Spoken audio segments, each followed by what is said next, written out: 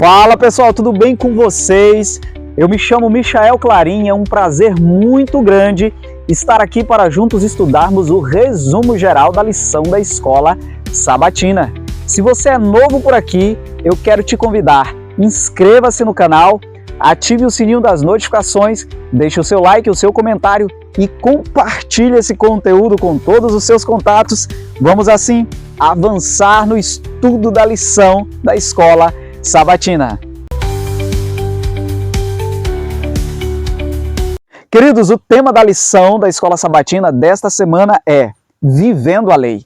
E o verso para memorizar está em Êxodo, capítulo 20, verso 22 e 23, que diz o seguinte: Então o Senhor disse a Moisés: Assim você dirá aos filhos de Israel: Vocês viram que dos céus eu lhes falei, não façam deuses de prata ao lado de mim, nem façam para vocês deuses de ouro. O Senhor havia tirado o povo de Israel do Egito e agora o Senhor desejava tirar as práticas que eles aprenderam no Egito do coração dos mesmos. A lei de Deus não é simplesmente para proibir, mas sim para proteger o seu povo do pecado. Veja, Israel havia saído de um contexto de idolatria e agora Deus desejava que o povo aprendesse o adorar, aprendesse a olhar para ele como fonte de segurança e também como fonte de justiça. Quando você olha para a lei, você percebe o caráter de Deus impregnado na mesma. E é esse caráter que Deus deseja implantar no ser humano. Quando você olha para o Decálogo, você percebe a revelação de um Deus preocupado em santificar o seu povo. Obviamente você pode usar a seguinte expressão: mas Michael, é muito difícil guardar a lei de Deus. E de fato, na nossa condição pecaminosa, porque a Bíblia por diversas vezes fala que nós somos pecadores por natureza. A nossa natureza é depravada, nossa natureza é corrompida.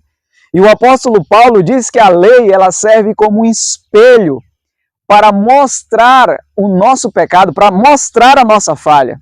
E veja, olhando para a lei do Senhor, o Filho de Deus, a Filha de Deus, percebe as suas faltas, percebe as suas falhas e é onde precisa melhorar. E Deus agora, através do poder do Espírito Santo, ele começa a mudar, começa a modelar o caráter e as falhas do ser humano. Não foi diferente com o povo de Israel. O povo de Israel precisava ser mudado, precisava ser de fato modelado. E agora Deus, através da sua lei, através da revelação da sua lei, ele mostra o padrão que ele desejava que o seu povo de fato vivesse. A lei foi colocada ali como um ponto para que o povo percebesse aquilo que eles não deveriam fazer como nação. E obviamente, além da lei mostrar o caráter de Deus, a lei também mostra a justiça de Deus, porque transgredindo a lei automaticamente vem a consequência da transgressão da lei.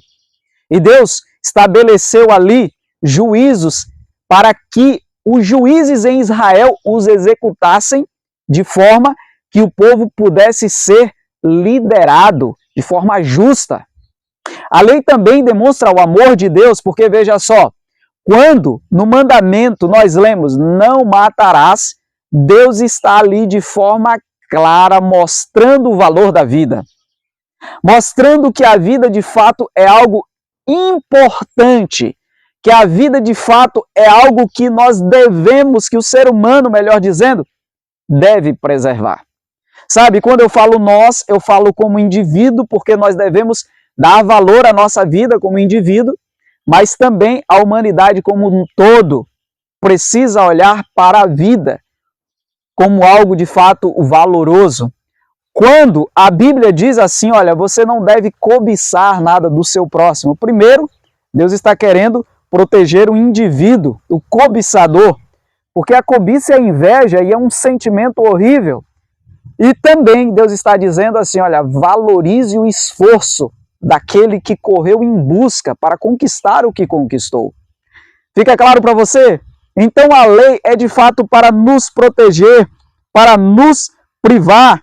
E ali no Sinai, com a entrega da lei, Deus estabeleceu a base para ensinar seu povo, que por meio da conexão com ele, poderia ter vida santa. Ali está o código de santidade. Deus deseja que o seu povo seja santo, que o seu povo seja separado. E enquanto estamos aqui, estamos passando por esse processo de santificação.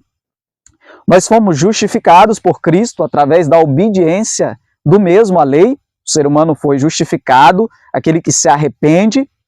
Agora, todos os santos, filhos e filhas de Deus, estão passando pelo processo de santificação. E quando Cristo voltar, todo o povo de Deus passará agora a ser glorificado por Deus. Então você percebe que de fato a lei de Deus é o código de aliança, é o código de santidade, e Deus estabelece essas leis para que o povo que se diz pertencer a ele, viva agora em comunidade, e não só em comunidade, mas viva de acordo com essas leis para que haja harmonia entre os mesmos. A adoração ela precisa lembrar ao povo de Deus a quem os mesmos pertencem. Eu e você precisamos ter esse senso de pertencimento.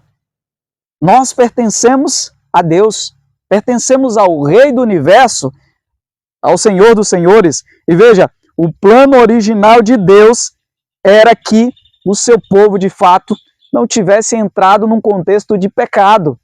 Mas após a queda, Deus agora guia o seu povo de volta à presença dele. Deus deseja guiar o seu povo de volta à presença dele. Não era a intenção de Deus que os israelitas lutassem por seu novo território. Deus desejava os conduzir.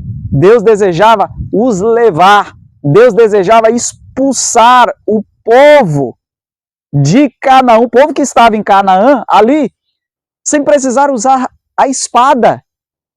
Mas o povo muitas vezes não acreditou, não confiou no cuidado de Deus, né? Então, queridos, você vai perceber ao longo de toda a lição o cuidado de Deus com o seu povo e o desejo de Deus em, de fato, colocar a lei ali como um meio para que o seu povo pudesse se santificar. E é interessante, eu queria destacar aqui de uma forma especial a lição de quarta, 27 de agosto. Veja só, olho por olho, dente por dente. Deus reeducou o seu povo. E Deus disse assim, olha, se um homem matar o outro friamente, premeditadamente, o sangue dele vai ser derramado pelo sangue do morto. Ou seja, Deus precisou mostrar para o povo de Israel que a vida tem valor, que eu e você não temos direito de tirar a vida. Para o povo de Israel, primariamente, foi ensinado isso, e hoje para mim e para você. Você entende? A vida tem, de fato, valor. Era como se fosse, literalmente, a pena de morte. Se foi derramado premeditadamente o sangue de alguém, Deus diz assim, olha, pela vida do morto, o assassino vai pagar. O assassino vai pagar. Claro, existem outras leis baseadas nesse princípio aqui, porém, eu gostaria de destacar, logo aqui um resumo, esse ponto em específico. Queridos, a lição, ela está extraordinária essa semana. Veja só, olha, até que o Senhor trouxesse a justiça eterna, era dever dos juízes do antigo Israel implementar a lei e determinar punições justas quando ocorresse dano ou lesão. Ou seja, Deus é um Deus justo. Deus é um Deus correto. O nosso Deus não é qualquer Deus. O Deus de Israel não é qualquer Deus. Os deuses das outras nações agiam de forma injusta, mas o Deus de Israel, ele age de forma justa. E para finalizar, eu gostaria de chamar a sua atenção para um pequeno texto aqui, do estudo adicional que diz assim, olha, quem não conhece o sofrimento causado pelo pecado, infelizmente, essa é uma parte inevitável da vida. No entanto, Deus nos dá poder para lidar com essa realidade. A transgressão da lei, infelizmente, trouxe o pecado trouxe sofrimento e Jesus trouxe alívio. Amém? Então você percebe que em Cristo nós encontramos a saída para o problema do pecado. Em Cristo nós encontramos a solução para o problema do pecado. E na lei nós enxergamos o pecado e enxergamos também que precisamos de correção. E essa correção, ela vem pela graça de Cristo em nossas vidas. Querido, eu gostaria de convidar você, em nome de Jesus, a olhar para a lei, da forma como Deus a estabeleceu para a humanidade, da forma como Deus a estabeleceu para o povo de Israel, para tornar aquele povo um povo peculiar, um povo santo. E através dos méritos que vêm do Senhor, eles alcançariam esse ideal de Deus para a vida deles. Mas que o Senhor dê força ao seu povo para que continue até a volta de Jesus lutando por esse ideal. Quero convidar você nesse momento a orar. Ore comigo. Deus e Pai, muito obrigado porque através da Tua lei nós encontramos alento para a nossa alma e a certeza da Tua salvação em Cristo Jesus.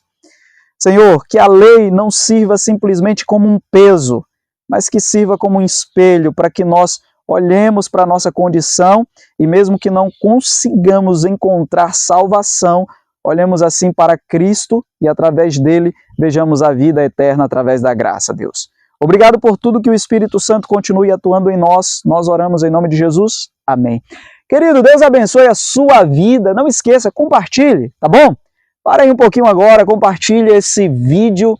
Eu tenho certeza que vai abençoar a vida de alguém, vai tocar o coração e a mente de alguém e essa pessoa vai ali ser abençoada, tá bom? Compartilhe, um abraço forte no coração, que Jesus continue te abençoando.